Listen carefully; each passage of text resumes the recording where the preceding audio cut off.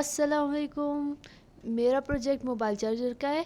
इसमें मैंने 6 components use किए हैं, जो है वोल्टेज सोर्स और step down transformer, full wave bridge rectifier और वोल्टेज रेगुलेटर और 2 कैपेसिटर्स और 2 ग्राउंड्स। ओके, हम पहले इसकी ना हम देख लेते हैं कि मल्टी सिम को कैसे यूज़ करते हैं। मल्टी सिम को यूज़ करने का ये तरीका है कि पहले जो है हमने जो कंपोनेंट लगाना है ना, उसको पहले सर्च किया जाता है यहाँ पे ऑल ग्रुप्स, और यहाँ पे मैं डिस्क्रिप्शन में लिख दूँगी कि मैंने कौन कौन सी चीज़ें मैंने इस्तेमाल की हैं, तो ये कॉपी करके पेस्ट किया जा सकता है कंपोनेंट की ये इस सर्च बार में, कि जो है ना मिल जाए आपको। ओके, मैं एक बार करके दिखा दूँ। ओके,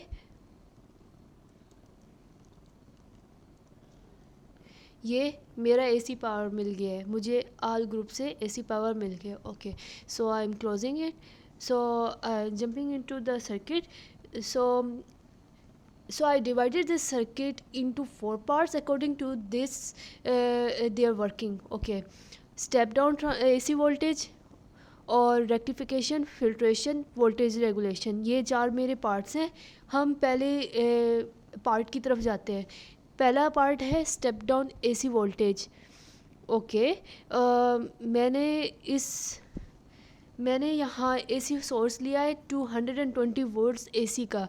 यहाँ पे मैं यूज़ कर रही हूँ 60 हर्ट्ज़। ओके, तो सबसे पहला काम इस सर्किट में ये होगा 220 वोल्ट्स एसी 5 वोल्ट डीसी में कन्वर्ट होगा।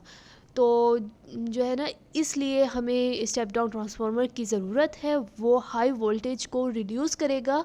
यहाँ पर 10551 ampere step down transformer use किया, जो 120 वोल्ट्स एसी को 9 वोल्ट्स एसी में कन्वर्ट करेगा।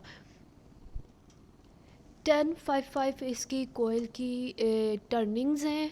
यहाँ से हम जाके इसकी देख लेते हैं नंबर ऑफ़ टर्न्स। ओके, इसमें प्राइमरी और सेकेंडरी कोयल है जो वोल्टेज को स्टेप अप और स्टेप डाउन करते हैं according to the number of turn in the coil. एक बार नोट कर ले, जो ट्रांसफार्मर की जो सिलेक्शन है ना, वो बहुत इम्पोर्टेंट है। क्यों? बिकॉज़ करंट रेटिंग डिपेंड करता है करंट के रिक्वायरमेंट पर, लोड सर्किट की। तो वोल्टेज रेटिंग रिक्वायर्ड वोल्टेज से ज़्यादा होनी चाहिए। इसका ये मतलब है कि अगर 5 वोल्ट नीडेड है तो ट्रांसफार्मर की रेटिंग कम से कम 7 होनी चाहिए, क्योंकि वोल्टेज रेगुलेटर जो ये है, इसको एटलीस्ट 2 वोल्ट ज़्यादा चाहिए होता है कि ये सही से वर्क करे। मतलब इसको हम 7 वोल्ट देंगे और इसको 5 वोल्ट प्रोवाइड हो। अब हम दूसरी पार्ट की तरफ जाते हैं, जो है रेक्टिफिकेशन। रेक्टिफिकेशन की डेफिनेशन देख लेते हैं। The process of removing the negative part of AC alternating current, hence producing the partial DC. हमारे डेफिनेशन में डीसी की बात हुई है।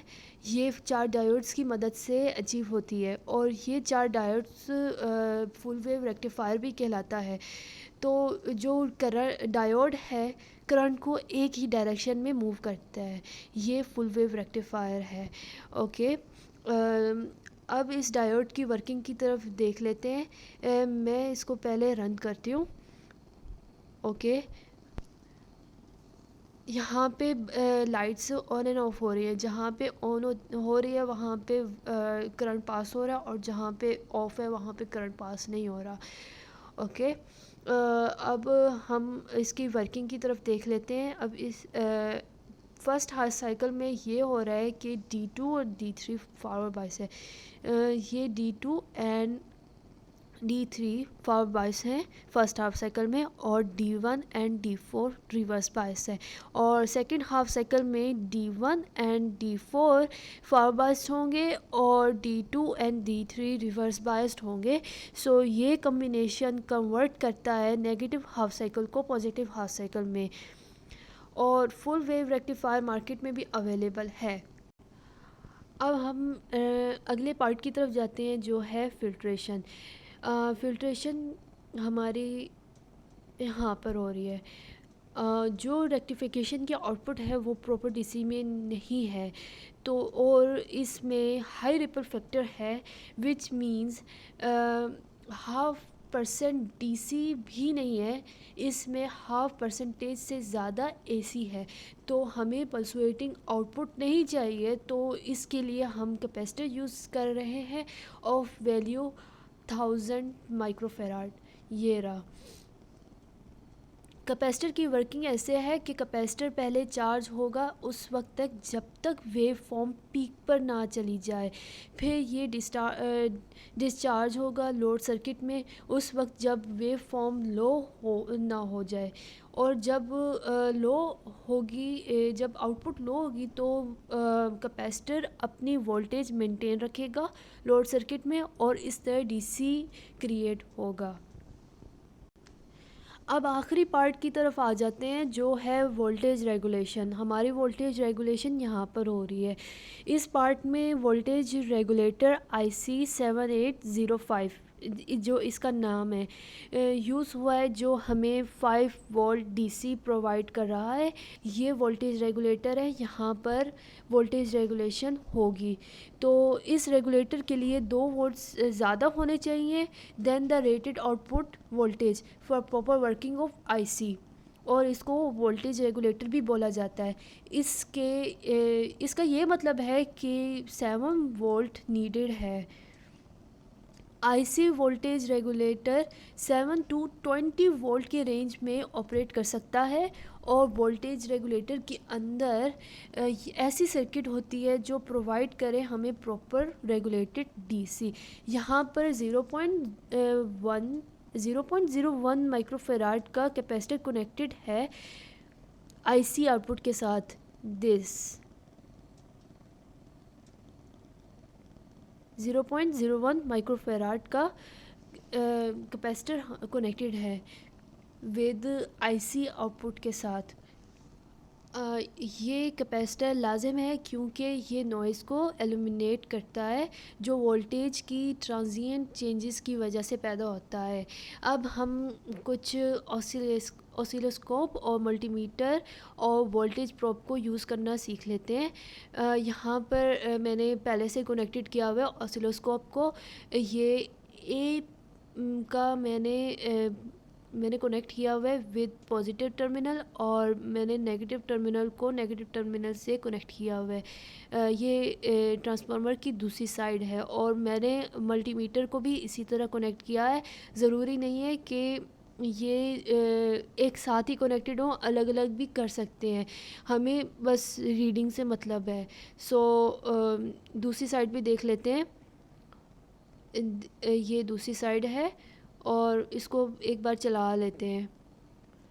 ये हमारी ट्रांसफार्मर की दूसरी साइड है। यहाँ से वैल्यूज़ वगैरह चेंज हो जाती हैं।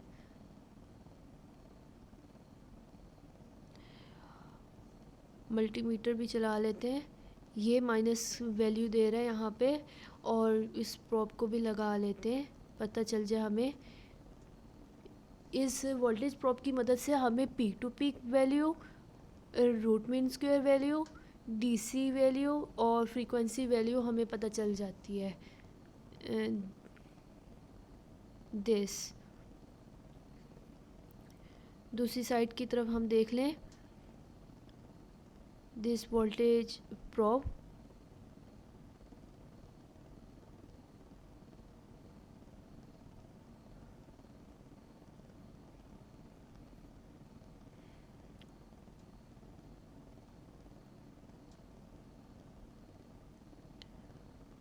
और दिस मल्टीमीटर, यहाँ पे हमें पॉजिटिव वैल्यू दे रहा है 72.016 एंड 15।